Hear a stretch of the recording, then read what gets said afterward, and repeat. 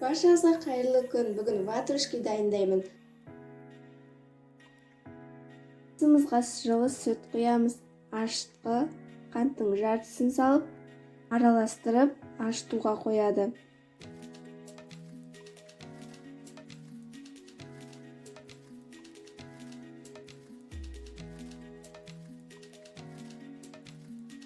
Басқа ыдысымызға бір жұмыртқаның ағуызына қант пен тұз салып, жақсылап көпіртеді.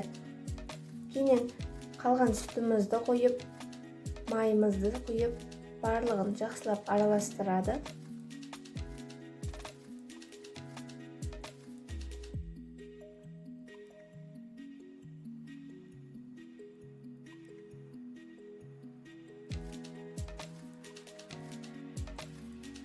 Кейін ашыған массамызға құямыз. Араластырып, онды ситадан өткізіп саламыз.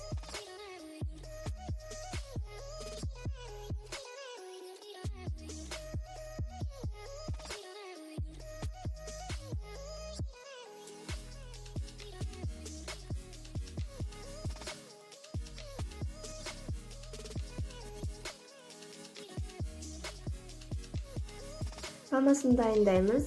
Сүзбеге бір жұмыртқа, қант саламыз.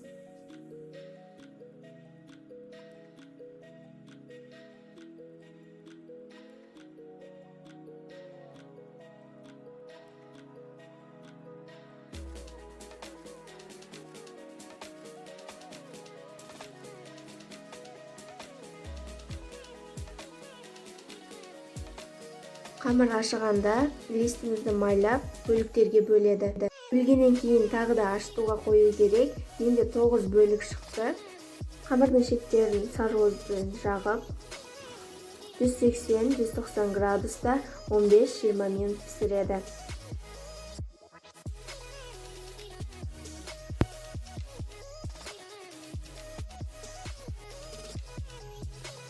Өте жұмсақ болып шықты.